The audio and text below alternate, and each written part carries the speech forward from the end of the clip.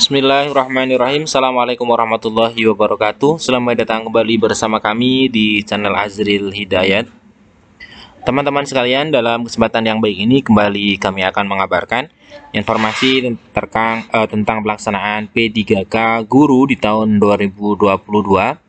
Akan kami sampaikan satu hal yang menurut kami sangat penting, tentunya bagi Bapak Ibu guru yang merupakan prioritas pertama, 2, dan 3, silahkan cermati informasi ini, karena ini merupakan satu informasi dari sumber yang terpercaya, yaitu tentunya adalah dari Juknis Pelaksanaan P3K Guru, terkait dengan sebenarnya nanti bagaimana guru yang memang atau pelamar prioritas yang di sekolah induknya tidak dibuka formasinya.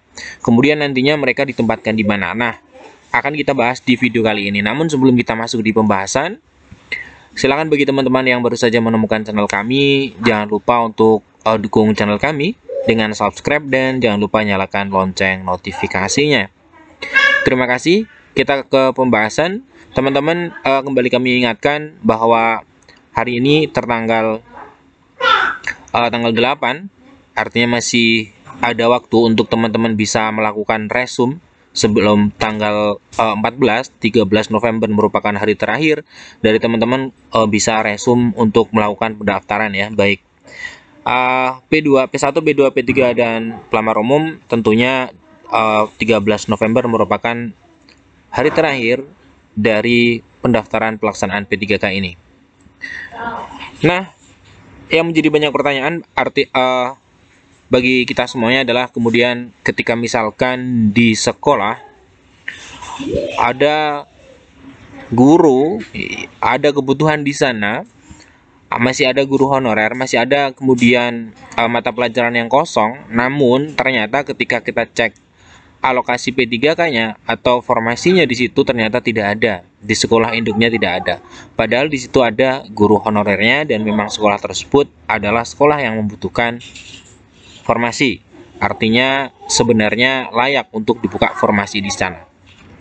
Nah, misalkan dia merupakan guru yang masuk dalam prioritas kedua atau prioritas ketiga. Kalau untuk prioritas pertama, kita tahu ketika tidak ada formasi, maka P1 bisa turun peringkat ya, turun prioritas menjadi P2 atau P3.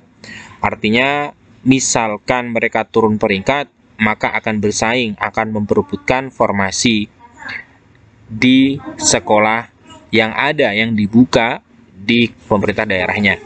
Namun ketika P1 kemudian nanti masuk LUT, tentunya menunggu pelaksanaan P3K di tahun berikutnya. Nah, pertanyaannya untuk P2, P3, dan P4 itu bagaimana ketika mereka tidak ada formasinya di sekolah induk?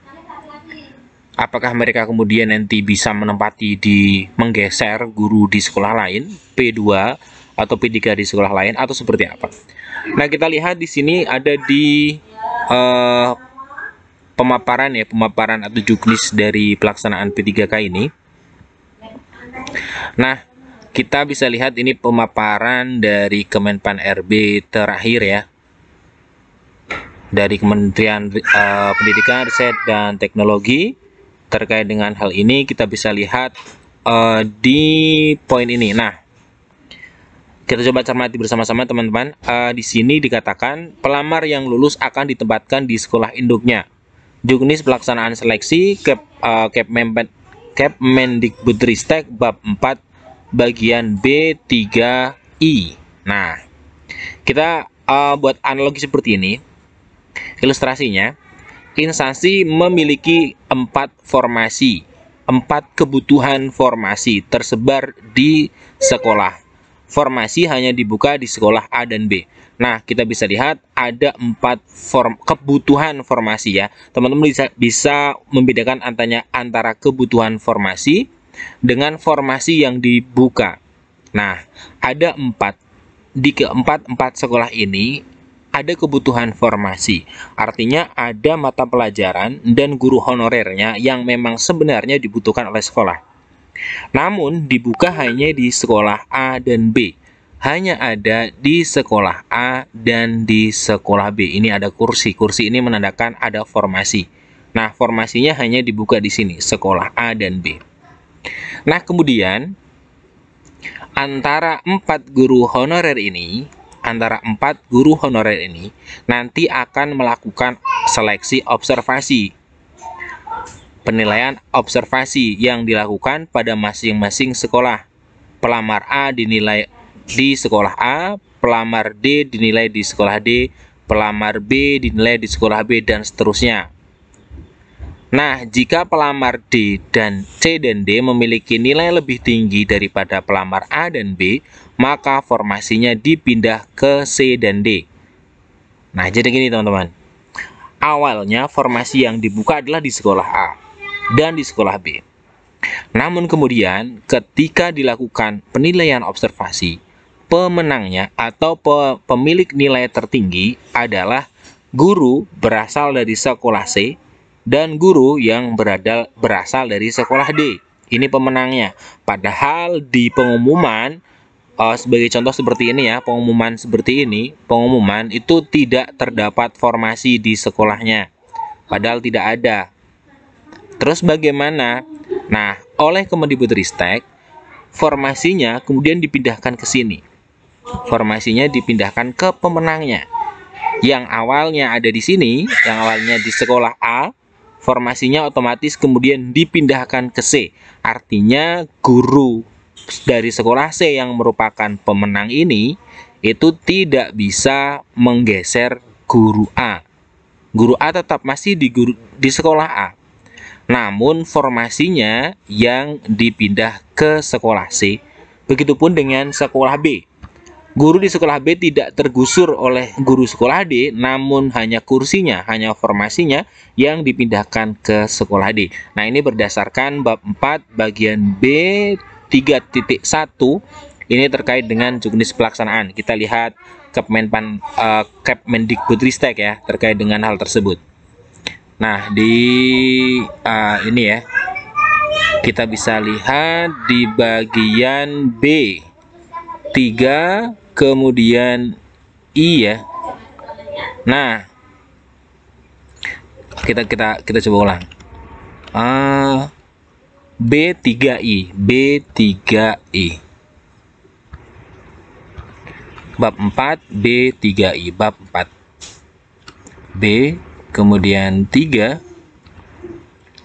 kemudian I. Nah, ini dia. Kita bisa lihat teman-teman sekalian di poin I. Di poin I. Poin I ya. Ini di juknis panitia seleksi P3K jabatan fungsional guru Kemendikbudristek melakukan verifikasi dan validasi terhadap usulan sebagaimana dimaksud dalam huruf H sebagai dasar untuk penempatan prioritas 2 dan prioritas 3 di tempat tugas masing-masing. Nah, ini artinya nantinya akan direkomendasikan hasil dari verifikasi dan validasi, kemudian tadi formasinya dipindah ke pemenangnya. Walaupun pengumuman awalnya itu tidak masuk, tidak ada formasi di sekolah tersebut. Nah, kemudian, ini pelamar yang lulus akan ditempatkan di sekolah induknya. Jika tidak ada kebutuhan, maka akan ditempatkan pada sekolah yang membutuhkan. Juknis pelaksanaan seleksi Kemendikbudristek bab 4 bagian B 3J. Ini ya teman-teman ya, tadi. Misalkan di sini tadi ya. Jadi intinya teman-teman, untuk guru yang tidak memiliki jabatan yang dibuka, tidak ada formasi yang dibuka di sekolah induknya, nanti otomatis ketika dia memenangkan perlombaan pada pelaksanaan P3K ini, baik P2 atau P3, mereka otomatis akan mendapatkan formasinya. Formasinya akan kemudian digeser kepada sekolah yang pemenangnya. Pemenangnya akan digeser, formasinya akan digeser kepada guru yang menjadi pemenang. Jadi intinya, guru walaupun di sekolah A misalkan ini ya, sekolah A tidak menjadi pemenang karena pemenangnya sekolah dari C, maka guru A itu masih aman, tidak tergusur oleh siapapun seperti itu.